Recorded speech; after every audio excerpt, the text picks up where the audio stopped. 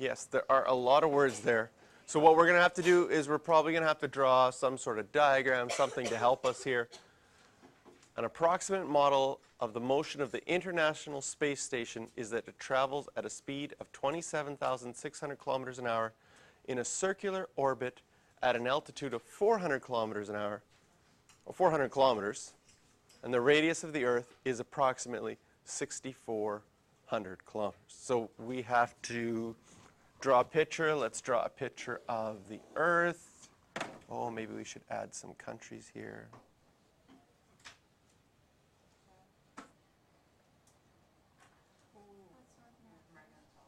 There we go.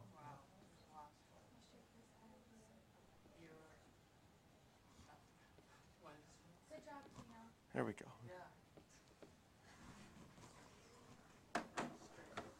Winnipeg. Okay, and there's our Earth. So we have the radius of the Earth at 6,400. We've got our space station. Ooh. Looks like a TIE fighter, maybe. Okay, we've got space station 400 kilometers in orbit, and it's traveling in a circular orbit, so we can imagine it going around like that.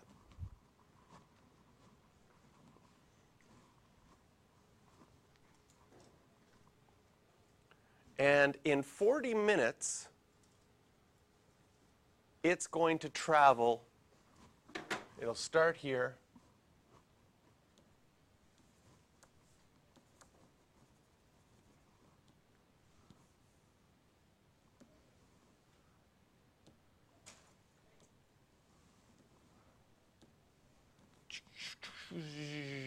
And end, I don't know, maybe over there. Okay? So in 40 minutes, it's going to travel from one place to another. How far will it go in 40 minutes? Okay? Because our job is to figure out this angle. Okay? Because it says, to the nearest tenth of a radian, through which angle will it have rotated after 40 minutes? So the question is, after drawing this, can you see that this is an arc length question? We've got the space station traveled along the outside edge. We want to find the angle. We know the radius is going to be 6,400 plus 400. So our radius is 6,800 kilometers. We have a formula for arc length. And since we're dealing in radians, we need to use our radians formula. So either you can go to your formula sheet and get your radians formula for arc length, or maybe you have just that idea memorized. Remember, it's the proportion of the circumference. Of course, here these 2 pi's canceled out. That's why the formula is simplified to just be theta r.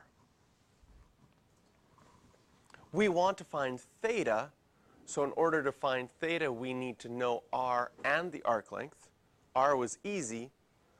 All that we're given for the arc length is that space station is traveling at a speed of 27,600 kilometers an hour, and it traveled for 40 minutes.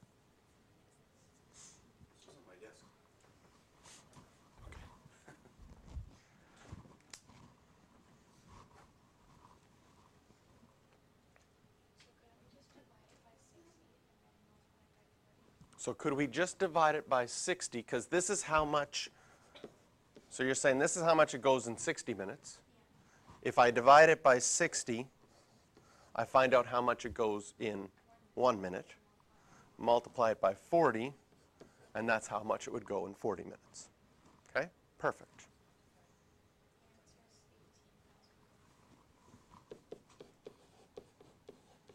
Does that make sense? Or you could just make a fraction, 40 out of 60, right? And that's a proportion of an hour that you have. and multiply it by 27,600. So we know that this distance now is 18,400. And if we want to calculate how far, or the angle that it's rotated, we can insert everything into the formula. So S equals theta r. I know the arc length is 18,400.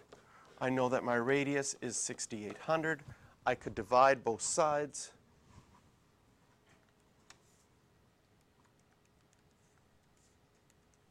By 6,800, and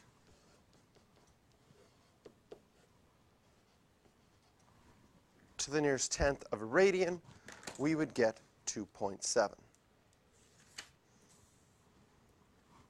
it say to the nearest tenth? Yes. My diagram, just imagining how accurate was my diagram. Like, I just randomly stopped it looks like I stopped my ship almost at 90 degrees. Is that accurate based on the number we got? Or where should the ship have ended up? Where would 2.7 radians be? Is this too far or more? More? Too far or more? Too far, why? That's 180, which is 180 degrees, which is pi radians, which as a number would be 3.14. So 2.7 would probably end about there. Could you not just also do like in your head 2.7 times 57? Well, it's not two. Yes, you could do that. 2.7 times 60 degrees or 57. 2.7 times 57 in your head might be a little bit hard, right? Just get like an approximation. Yeah. So that approximation would work. Knowing that 180 degrees is 3.14 tells us 2.7 is a little bit less than that. That can help us as well. Okay. We are going to skip B. Question B will come up next year again because it connects something from this year and last year. Okay.